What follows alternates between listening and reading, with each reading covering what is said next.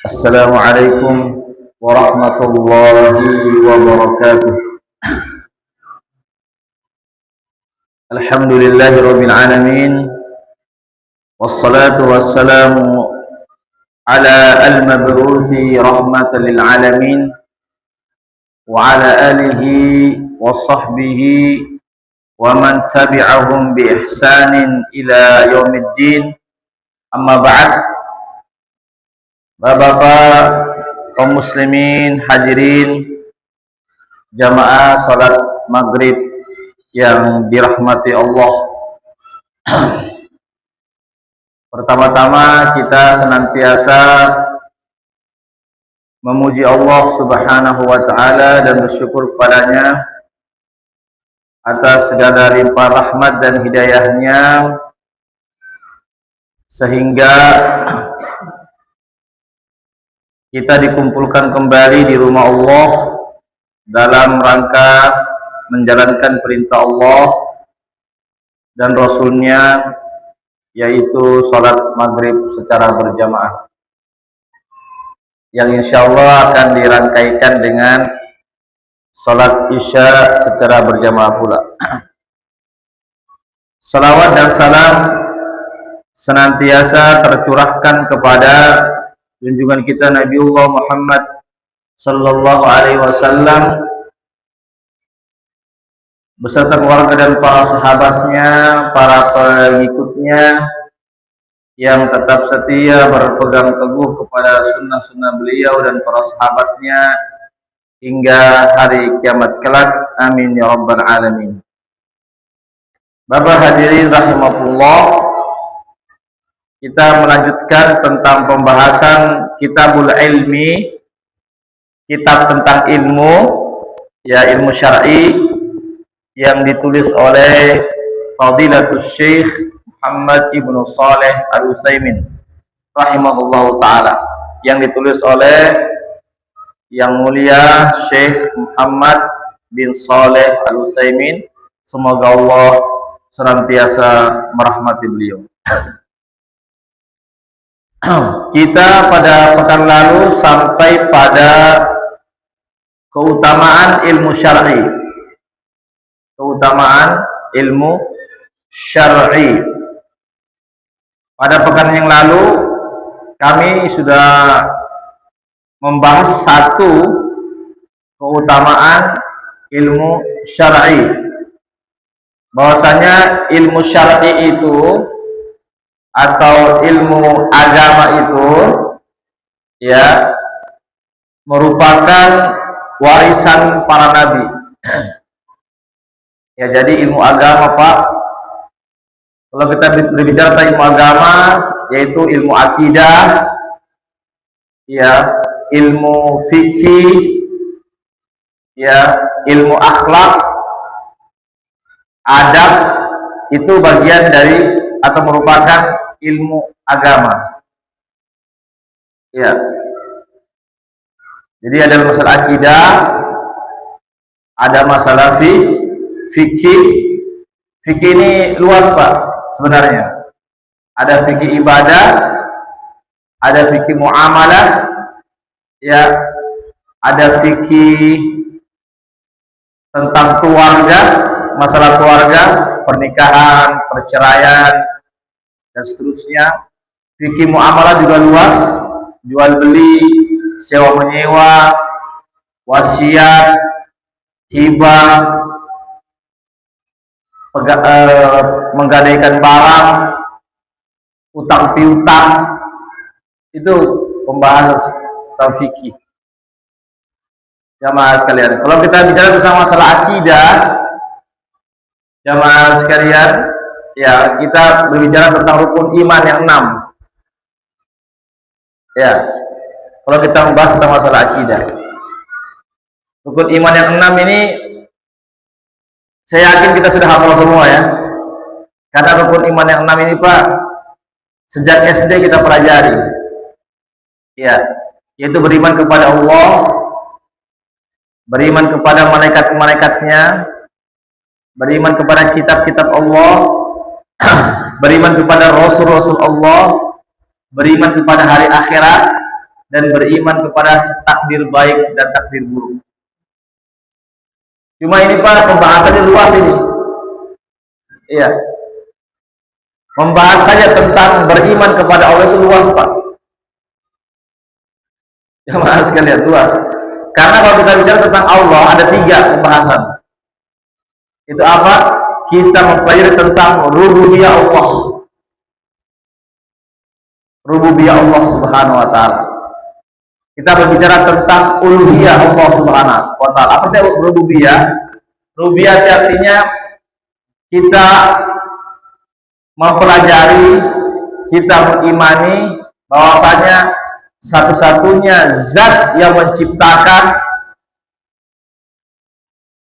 alam semesta ini, kemudian yang memiliki alam semesta ini dan yang mengatur alam semesta ini hanyalah Allah Subhanahu wa taala. Itu namanya rububiyah Allah.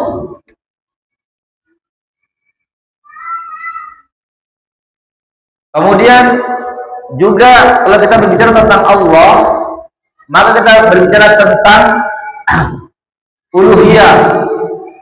Uluhiyah Allah Subhanahu wa taala. Tadi kan rububiyah Allah, kemudian uluhiyah Allah. Uluhiyah Allah Subhanahu wa taala, kita berbicara tentang jamaah sekalian, apa kewajiban kita terhadap Allah. Iya, apa kewajiban kita terhadap Allah Subhanahu wa taala? Yaitu apa? Yaitu kita beribadah, menyembah, tunduk, patuh, taat dengan penuh kecintaan, penuh pengharapan dan rasa takut hanyalah kepada Allah Subhanahu wa taala saja. Itulah makna dari la ilaha illallah.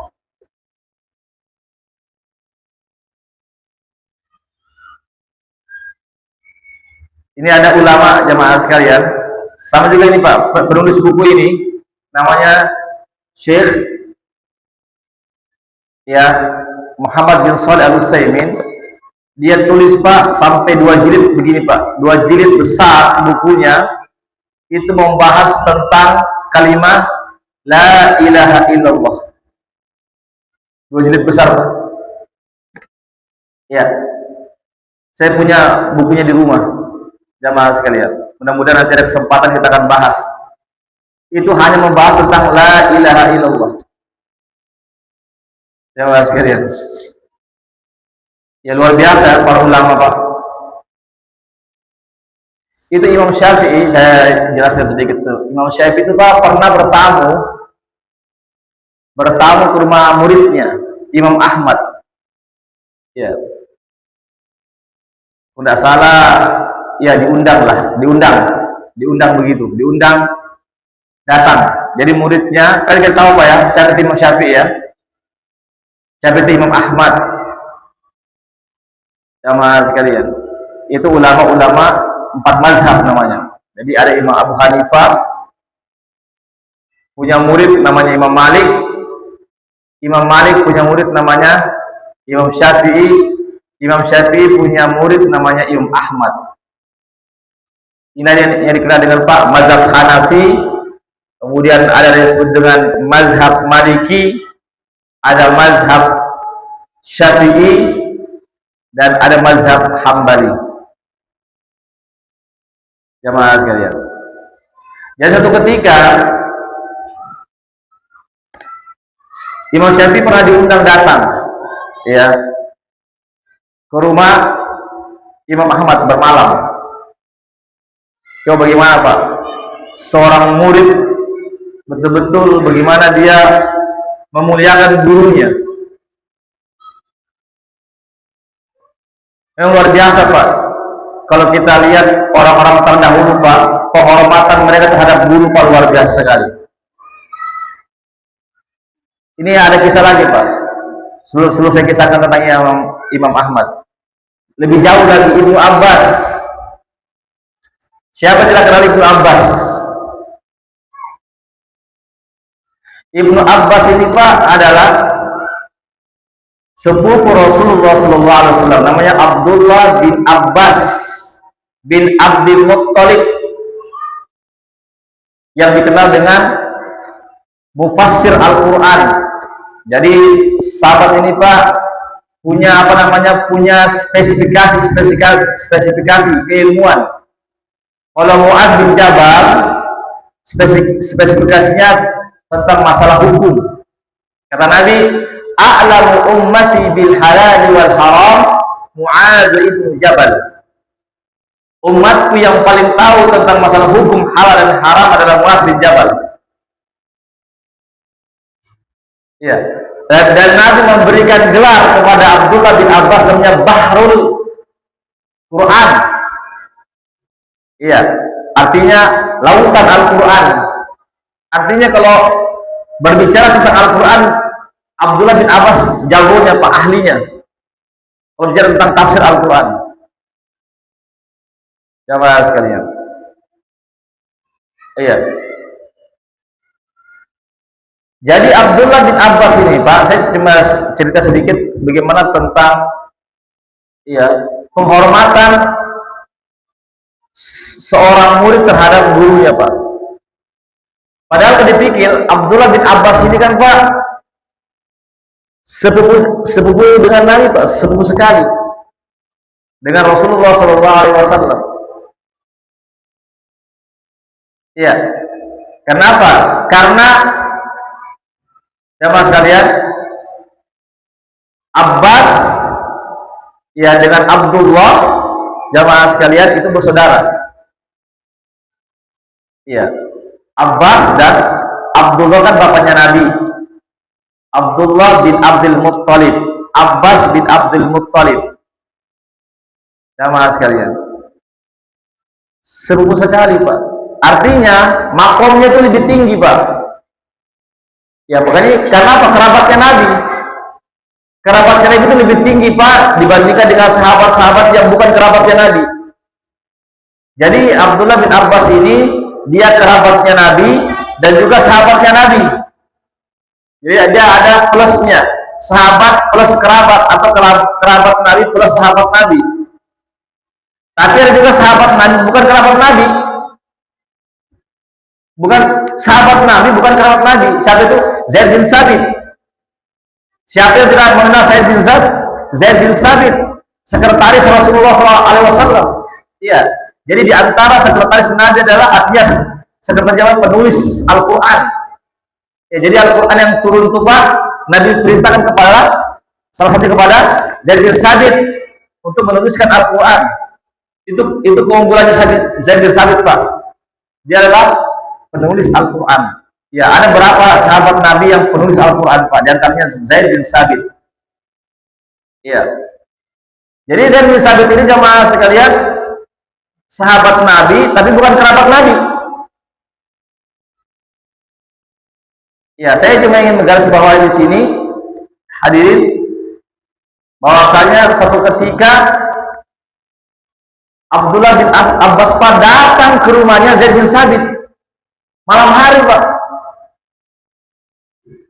Malam hari, jamaah sekalian, datang. Bahkan disebutkan itu kalau nggak salah sampai subuh itu dia tunggu. Artinya dia tidak mau mengetok itu pintu. Iya, tidak mau diketok pintu. Dia tunggu sampai keluar itu Zaid bin Sabit. Iya. Pas dibuka pintu kaget.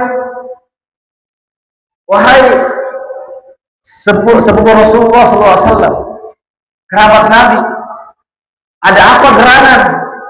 Kenapa datang malam-malam? Iya. Padahal itu kan di Arab itu, Pak, kalau musim dingin sekali, Pak. Iya. Harus pakai selimut, orang dingin sekali kalau sudah datang musim dinginnya. Dia bilang, saya mau belajar. Saya mau belajar. Kan seandainya dia, Pak, seandainya dia dia andalkan kekerabatan, posisi, Pak, posisi kekerabatan, dia tinggal suruh saja. Disuruh seseorang, kalau sampaikan kepada Zaid bin Sabit, datang ke rumah saya. Coba, datang ke rumah saya, ajarkan saya. Karena dia kerabat Nabi, serbu sekali Nabi. Ya, artinya seandainya, makanya kata Zaid bin Sabit, wahai Abdullah bin Abbas, kenapa kamu tidak suruh saja orang kasih tahu saya, datang ke rumahmu? Coba, coba lihat juga seorang guru, jamaah sekalian, seorang guru, bagaimana dia juga ihtiram kepada kerabat Nabi. Ini Pak, saling, artinya mereka ini Pak saling apa namanya? Zaid bin Sabit ini senior Pak. Abdullah bin Abbas itu masih muda. Ya, masih muda Pak. Ya, Zaid bin Sabit itu senior. Ya. Dia katakan, kenapa kamu tidak suruh saja seseorang panggil saya datangi ke rumahmu, saya ajarkan kamu. Nah, tidak, saya tidak mau. Bukan begitu adabnya seorang penuntut ilmu. Coba lihat. Iya. Kalau dia sombong, Pak, saya kan kerabatnya. Apa yang ada itu yang dimakan. Disebutkan dalam riwayat, Pak, apa yang disuguhkan Pak dihabiskan. Bayangkan ini. Karena juga orang kok disuguhkan makan, tidak enak, apa ini masa tuan rumah begini, yang disuguhkan cuma akhirnya dari makan, tersinggung kan tuan rumah kan? Tersinggung Pak, tersinggung sekali tuan rumah. Itu tuan rumah Pak, sangat suka kalau ada tamunya makan dihabiskan, suka sekali. Itu menunjukkan dia menghormati hidangan tuan rumah. Tapi kalau makan sedikit Pak, malah saya undang lagi orang percuma. Kalau diundang dia remehkan kita punya. Ini Imam Syafi'i itu dihabiskan Pak, jemaah sekalian, dihabiskan. Bukan berarti dia rakus, tidak. Jemaah sekalian, bukan berarti Imam Syafi'i rakus, tidak. Tetapi dia ingin menghormati tuan rumah. Jemaah sekalian. Ya, saya kan yakin Pak, saya yakin kalau ada orang bertamu kepada kita, coba kalau dia cuma makan sedikit, kita tersinggung kan? Kenapa Pak? Barangkali makananku jelek, tidak enak, barangkali tidak sesuai dengan level dia. Tapi kalau ada tamu Pak datang ke rumah kita dihabiskan, wah alhamdulillah, alhamdulillah dia suka makananku ini. Iya, dia hormati kita ini. Kan begitu loh Pak? Kan begitu. Sama sekali. Ya begitu yang dilakukan oleh Imam Syafi'i. Habis. Jamaah sekalian. Setelah habis makanan Pak, istirahat sebentar. Imam Syafi'i diizinkan. Memang dipanggil keluar malam. Coba luar biasa Pak ya. Seorang muridnya Pak mengundang gurunya datang ke rumah. Untuk apa sebenarnya Pak? Untuk bagaimana melihat bagaimana akhlak gurunya kan begitu. Iya kan? Bagaimana melihat akhlak gurunya. Akhirnya disiapkanlah tempat wudhu untuk persiapan sholat tahajud. Jamaah sekalian. Tapi apa yang terjadi? Ya, apa yang terjadi jamaah sekalian? Ya, artinya itu air wudhunya pada bergerak. Air wudhunya tidak berkurang. Ini bukan kisah fiktif Pak ya. Ini kisah sahih Pak. Ya, yang menceritakan jamaah sekalian adalah Syekh ya Nasir Abdurrahman bin Nasir As-Sa'di, gurunya penulis buku ini. Jadi Syekh Muhammad bin Shalih Al-Utsaimin punya guru namanya Abdurrahman bin Nasir As-Sa'di rahimahullah ta'ala. Jamaah sekalian. Ya. Ulama besar juga Pak, yang hidup pada abad 13 Hijriah. Beliau dari Arab Saudi juga.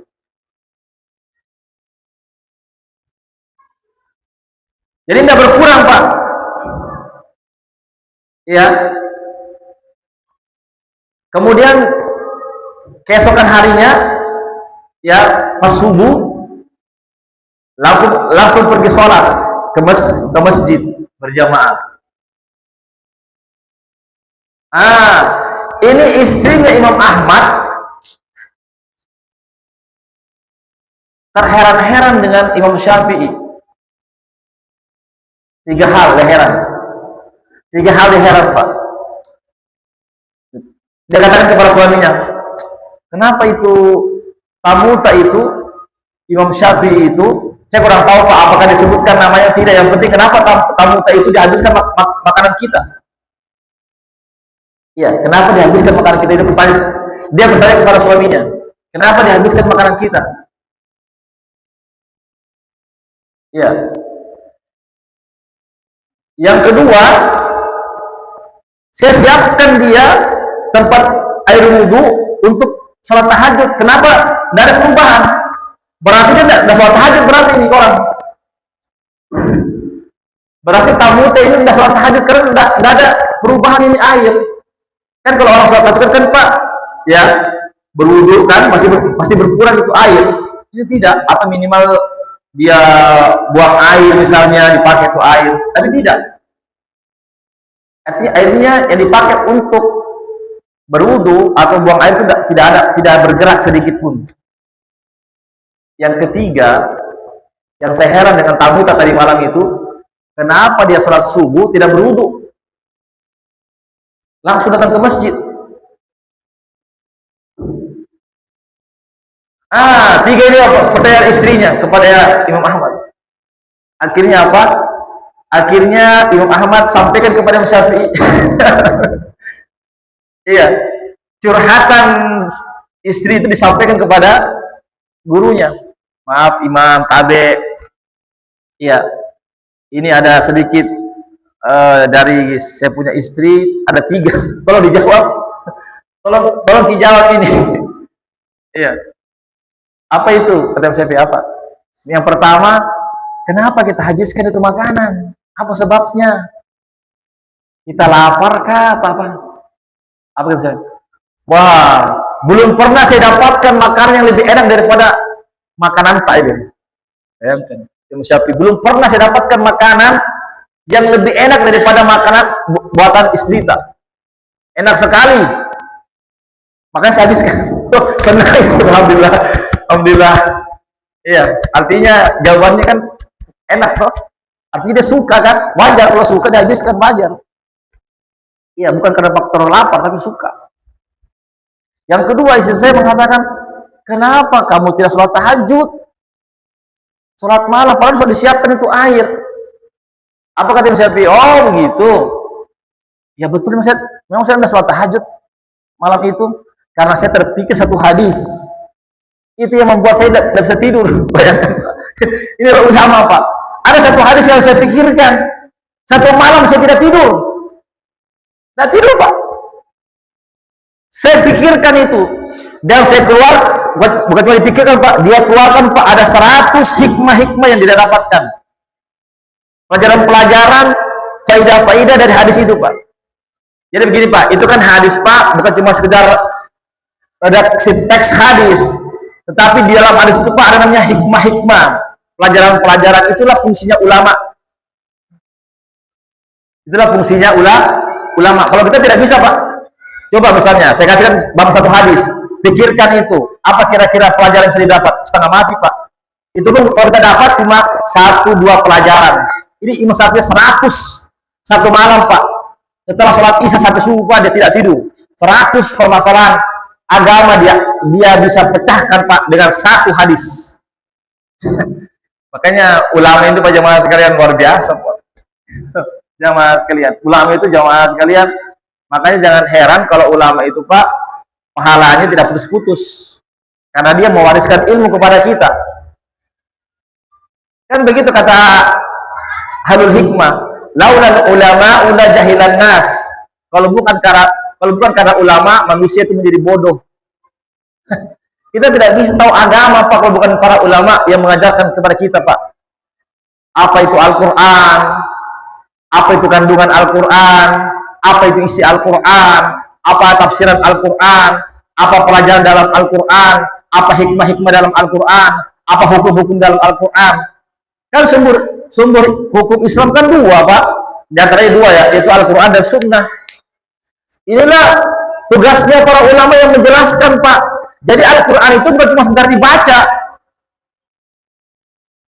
Lihat Al-Quran ya dalam surah saya lupa surah apa. Allah mengatakan, kitabun anzalnahu mubarakun liyadabbaru ayatihi wa liyatadzakkara ulul albab. Al-Quran adalah kitab yang memberikan keberkahan. Bagi siapa, Pak? Bagi siapa Al-Quran bisa membawa keberkahan? Ini dua. Liyadabbaru ayatihi, bagi orang-orang yang mau menghayati isi Al-Quran. Jadi Al-Quran, tujuan terbesar Al-Quran itu adalah bagaimana kita mau menghayati isinya. Bukan cuma sekedar dibaca. Kalau sekedar dibaca, Pak, anak kecil bisa membaca. Kita sekarang ini, Pak, tahapnya orang tua, bukan anak-anak. Anak-anak TK, Pak, bisa membaca Al-Quran. Bahkan sudah tamat berkali-kali. Tapi kita maklum, kita sekarang ini, Pak, maklum bagaimana kita menghayati isi Al-Quran. Jamaah sekalian, maklum kita, kedudukan kita orang dewasa nih, Pak, harus ada peningkatan level keilmuan kita. Jangan juga dikatakan, Ustadz, kita ini kan bukan anak setiba yang belajar Al-Quran setiap hari, bukan orang-orang yang berkecimpung. Jamaah sekalian, apakah ada dalil yang membatasi kita untuk belajar? Tidak ada, Pak. Sahabat, Pak, tidak ada SD, SMP. Di zaman Nabi, Pak, tidak ada SD, tidak ada SMP, tidak ada SMA, tidak ada S1, S2, S3, profesor, tidak ada, Pak. Di zaman Nabi, Pak, sama seperti kita. Ada yang tukang batu, ada yang tukang kebun, ada yang pedagang.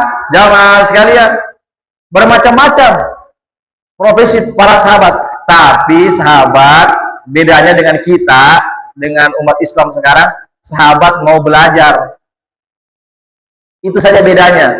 Kalau kita, ya bukan kita di sini, Pak, ya, orang lain, ya, atau ya umat Islam yang lainnya malas belajar. Takut tuh, tidak mau belajar. Jamaah sekalian.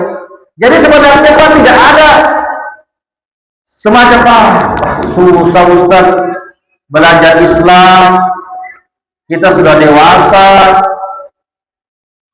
Sebenarnya tidak ada yang susah. Yang susah itu adalah kita tidak ada kemauan. Tidak ada kemauan untuk belajar, itu yang susah, Pak. Ini pernah, Pak, Bapak tahu siapa itu Sibawaihi? Sibawaihi itu hidup pada abad, kurang lebih pada abad ketiga Hijriah. Ulama yang ahli di bidang bahasa Arab. Dia punya kitab namanya Alkitab. Dia punya kitab tentang kaidah-kaidah bahasa Arabnya namanya Alkitab. Itu kitab, jamaah sekalian, menjadi referensi bagi semua orang-orang yang ingin membahas tentang masalah bahasa Arab. Itu Sibawaihi itu, Pak, dia bukan orang Arab. Sama seperti kita bukan orang Arab, Pak. Kita orang Ajam namanya. Orang Ajam itu orang yang bukan Arab. Orang Cina, orang Amerika, Rusia. Itu Sibawaihi itu, Pak, dia orang Rusia. Yang sekarang ini Afghanistan, Uzbekistan, Tajikistan. Itu bukan bahasa, dia bahasa mirip-mirip bahasa Rusia. Bukan bahasa Arab. Tapi apa, Pak? Orang Arab berguru dengan dia. Orang Arab berguru dengan orang bukan Arab. Jadi sebenarnya yang menjadi penghalang bukan karena Arab dan bukan orang Arabnya. Iya, bukan karena tidak bisa bahasa Arab dan bisa bahasa Arabnya. Kita tahu Abu Jahal bisa bahasa Arab. Oh, Abu Jahal, Pak, bisa bahasa Arab. Abu Lahab bisa bahasa Arab. Tetapi orang yang sangat jauh daripada Islam. Jadi bukan itu barometernya, Pak. Iya, barometernya adalah kesungguhan kita mau belajar. Jamaah sekalian, kesungguhan kita mau belajar, jamaah sekalian. Jadi tidak ada namanya sekat-sekat, gap-gap. Iya, pembatas-pembatas. Oh, Ustaz, terlambat maka belajar, Ustaz, belajar agama. Saya sudah tua nih, Ustaz. Umurku sudah 50, 60, sudah 40. Sahabat, Pak, ya Allah, ada yang sudah tua baru bisa. Jamaah sekalian, yang khususnya yang baru-baru kenal Islam, Jamaah sekalian. Karena kalau orang tidak belajar, Pak, maksudnya ini belajar agama, Pak ya. Silakan kalau belajar masalah dunia kita lebih tahu, Pak. Kalau masalah-masalah dunia kita lebih tahu daripada Nabi. Iya. Tapi masalah agama ini kita harus belajar. Jamaah sekalian. Iya. Tapi ada juga orang Pak tidak mau belajar, dia maunya belajar sendiri, tidak mau panggil guru. Itu bahaya juga, Pak. Belajar sendiri ada, Pak. Pernah saya ketemu orang, Ustaz saya tidak mau belajar. Saya tidak punya Ustaz. Saya beli hadis, saya baca sendiri. Baca sendiri Al-Qur'an. Wah, ini bahaya, Pak. Kata Imam Syafi'i, ya, siapa yang menjadikan buku itu gurunya, maka lebih banyak kesalahan daripada benarnya. Jadi harus ada guru. Belajar agama harus ada guru, Pak. Maaf, Pak ya. Saya pernah tinggal di Jakarta, Pak. Jadi saya pernah ketika itu saya ada beberapa anak muda, ya, di Jakarta Selatan di daerah Buncit, Pak, dekatnya Pasar Minggu. Ketika itu saya ceramai anak muda, dia curhat ke saya. Ini bahaya, Pak. Dia belajar dengan pemahaman yang salah, menyimpang. Saya jelaskan. Masa dia bilang, itu guru saya, Ustaz. Waktu saya masih kuliah, Pak ya, di Jakarta. Itu guru saya, Ustaz. Katakan, sholat 5 waktu tidak wajib. Sholat Jumat tidak wajib. Yang wajib hanya sholat tahajud saja. Ya Allah, bahayanya pemikirannya. Ini baru-baru, Pak, sekitar tahun berapa saya di Jakarta? Sekitar tahun 2000-an. Jamaah sekalian, anak muda, Pak. Saya bilang tinggalkan itu. Kan bahaya kan, Pak, belajar kepada guru yang menyesatkan, sesat dan menyesatkan kan. Masa sholat 5 waktu tidak wajib? Ya Allah, dari mana ini dalilnya? Kan bahaya ini, Pak, kalau anak muda. Anak muda ini kan punya semangat, tapi sayangnya belajar kepada orang yang sesat menyesatkan, Pak. Ada juga begitu dai sesat menyesatkan, bahaya, Pak. Makanya kita harus bersandar kepada Al-Quran Sunnah. Saya sampaikan kepada kita adalah Al-Quran Sunnah. Kan begitu, Pak. Jadi agama ini ada landasannya, Al-Quran Sunnah. Bukan hasil pemikiran manusia, hasil kontemplasi, pemikiran, hasil wangsit-wangsit, hasil mimpi-mimpi. Bukan, Pak. Tapi Al-Quran dan Sunnah, jamaah sekalian. Ini bahkan ada, Pak, bahkan ada yang orang cendekiawan, ya, boleh saya katakan ya, terlalu ya, saya sampaikan, ada cendekiawan pun juga salah, ya, dalam menafsirkan ayat, ya. Jadi dalam menafsirkan ayat ini pun juga kita harus berpedoman kepada pendapat-pendapat para ulama yang mumpuni di bidang tafsir itu. Iya, itu ayatnya, Pak, berbunyi, ya saya artikan saja. Kata Allah, ya, siapa yang ingin beriman silakan beriman. Siapa yang ingin kafir silakan kafir. Apa itu kata orang cendekiawan ini? Artinya saya katakan, Pak, sudah tinggi gelarnya lah, begitu. Saya katakan, ini apa, Pak, di media sosial, bukan orang awam. Orang-orang yang sudah berpendidikan saja masih salah dalam menafsirkan ayat. Karena apa? Karena dia tidak mau menjadikan ulama-ulama terdahulu sebagai referensinya. Apa dia katakan, Pak? Ayat ini memberikan kepada kita keterangan bahwasanya Allah memberikan kebebasan kepada kita. Silakan, kalau kafir silakan kafir, berarti boleh saja saya kafir, begitu. Kalau begitu boleh saya kafir, karena Allah katakan kan, siapa yang mau beriman silakan beriman, begitu ayatnya. Dan siapa yang mau kafir silakan kafir.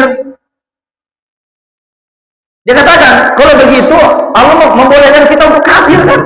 Artinya kalau saya kafir keluar daripada Islam itu tidak mengapa, karena Allah mengatakan itu menurut ente, menurut Anda. Baca ayat setelahnya. Ada ayat setelahnya. Apa setelahnya? Allah Subhanahu wa taala menyiapkan orang-orang kafir itu neraka jahanam. Berarti Kalau antum memiliki kekafiran, tapi siap-siap masuk ke dalam neraka. Ayat ini bukan pilihan dari Allah, tetapi ancaman. Dari mana saya tahu Pak? Karena saya belajar. Saya pernah belajar itu ayat. Jamaah sekalian. Maka saya kaget. Bahaya ini. Pemikiran ini bahaya ini Pak. Karena di media sosial. Jamaah sekalian. Ya. Jadi Pak, tidak cukup sekedar mengetahui bahasa Arab. Menafsirkan Al-Quran, tidak cukup sekedar mengetahui bahasa Arab. Apalagi yang tidak tahu bahasa Arab. Ya ada begitu juga Pak. Ada orang yang jangankan bahasa Arab saja pun tidak tahu. Kenapa berani-beraninya mau menafsirkan Al-Quran? Na'udzubillah. Itu yang terjadi Pak. Kan kacau ini Pak. Kalau begini pemahaman dilihat semua anak-anak muda, wah enak kalau gitu kita keluar saja dari Islam, keluar saja agama yang lainnya. Karena Allah bolehkan kita untuk ini kan bahaya Pak jamaah sekalian. Iya. Hadirin. Iya. Jadi alhamdulillah Pak, itu anak muda alhamdulillah keluar. Dia tinggalkan Pak. Jamaah sekalian. Dia tinggalkan Pak. Bayangkan guru saya menyuruh saya mengatakan, bukan cuma banyak orang Pak, anak-anak muda khusus dikumpulkan Pak. Ini kan bahaya Pak. Inilah peran kita untuk meluruskan Pak.